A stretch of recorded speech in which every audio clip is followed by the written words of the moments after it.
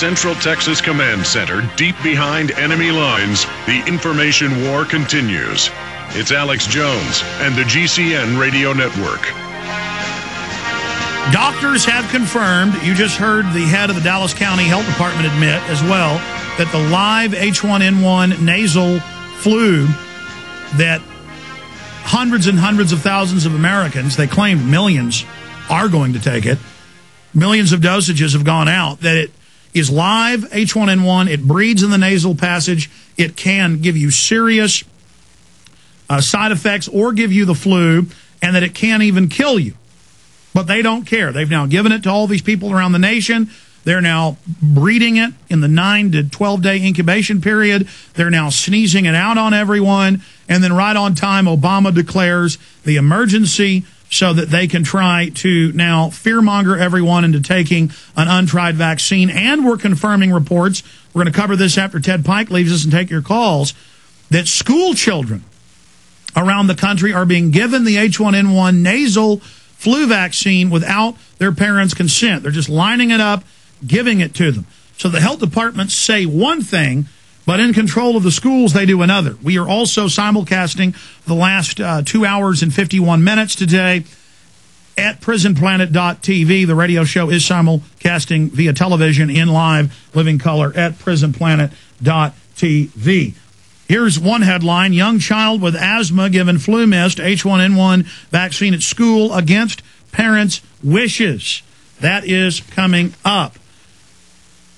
Joining us is Reverend Ted Pike. No one has fought against the takeover that we are dealing with the attack on free speech like truthtellers.org and Reverend Ted Pike. The Cyberbullying Act is a separate issue we have to deal with. It hasn't passed yet and is in trouble.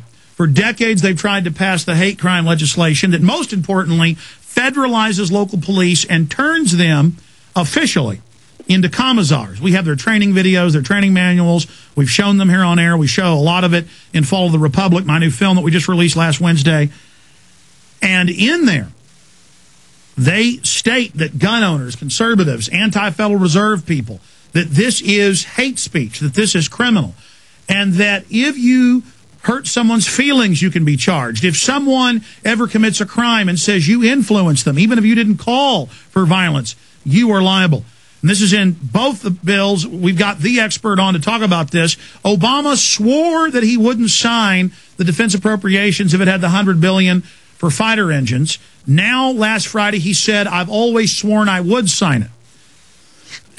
Just like Schwarzenegger said he would not sign the bill to make you thumbprint and register to buy ammo, then he did sign it. They normally do the opposite. So I'm predicting he's going to sign it. But I don't want to have a fatalistic attitude. I'm just stating what I believe is going to happen. We should call the White House. We should email them. He said hundreds of times he would veto the bill, but he wants that Hate Crimes Act. So to tell us what's in there and how we can fight it, Reverend Ted Pike. Reverend? Yes, this hate crimes bill will destroy 3 amendments to the Constitution. The 14th Amendment, it'll exalt particularly homosexuals, Jews, Latinos, so on, above the rest of the population. It'll also destroy the 10th Amendment, which gives states rights to enforce hate crimes laws locally without government intervention. This makes a seamless unity between federal enforcement and local law enforcement, which, of course, is the very definition of a police state. And then finally, it will eventually destroy the First Amendment, because the real momentum of this legislation is to establish a bias-oriented justice system in America, running parallel with our traditional English law.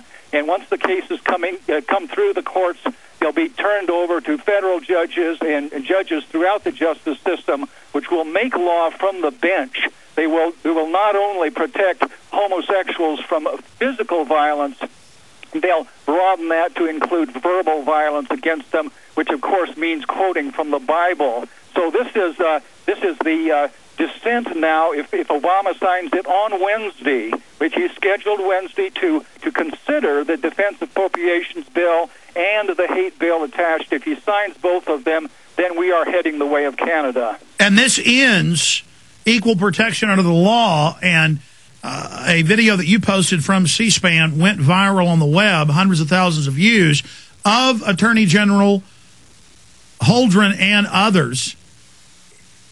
Absolutely. Holder flat out stated in the Senate Judiciary hearing this spring that there is no equal protection for most Americans under the hate crimes law. It's only for specially protected groups who are viewed as victims of white Christian heterosexual persecution over the centuries. Reverend Ted Pike is our guest. Reverend, when you talk about Canada or England or Germany, where first they pass a law saying you can't deny the Holocaust, and then once they've done that, they say you can't criticize the EU, you can't criticize French, can't criticize British produce. People have been arrested for that. Then Robin Page, BBC, non-political, host of One Man and His Dog, a rural affairs show where he travels to small towns to show the local culture. He gave a speech, and we had him on the show, and this was the headline in the BBC, Robin Page arrested for saying the word homosexual. Doesn't matter if the word homosexual is like heterosexual, a scientific term. They said, well, the groups found it was hurtful that he said rural communities deserve the same rights as Muslims and homosexuals. He was arrested. And again, we had him on the radio show here. We see pastors being fined and arrested in Canada. The groups pushing this admit what their plan is, a complete end of the First Amendment. Absolutely. There's no checks and balances whatever in this legislation. It's wide open, and there are many groups who want to get on the hate crimes bandwagon. Certainly the Muslims have gotten on board. Even pedophiles, bestiality advocates, things like that are just waiting to come under the special protection of so-called sexual orientation under this legislation. Now, what's really important right now is we have a couple more days here in which we can bombard President Obama to keep his many promises. This spring and early summer, he and Secretary Gates flat out warned the Congress repeatedly that if they added on an extra $100 billion of pork, military pork, which means thousands of F-35, unnecessary F-35 jet engines on this hate bill, they would see to it that this hate bill and arms bill are both vetoed. That's exactly what Congress delivered to the president last Thursday. Now, the president has said repeatedly he wants the hate crimes bill, he will sign it, and so on, but there is an implied condition there that this package meets his terms of stripping off excessive pork and being amenable to what he thinks is a practical defense bill considering the realities of present warfare. He has criticized this legislation, this authorization bill. He says it harks back to the 1980s. It's outdated. It's designed for warfare with Russia on the plains of the Soviet Union and so on. He has a lot of complaints with this legislation. What we need to do right now is get those emails going into the White House, letting him know in no uncertain terms that we're not going to stand for him moving us into a hate crimes bureaucracy like Canada. And I just have several suggested messages which I need to have people send in immediately. In fact, do it at the next station break, because this is a national emergency such as we have never seen before in the history of our republic. What I'd like you to do is to go to whitehouse.gov/contact. That's whitehouse.gov/contact, and just cut and paste in these several messages. Mr. President, I will vote out Democrats at midterms if you sign the freedom-destroying hate crimes bill.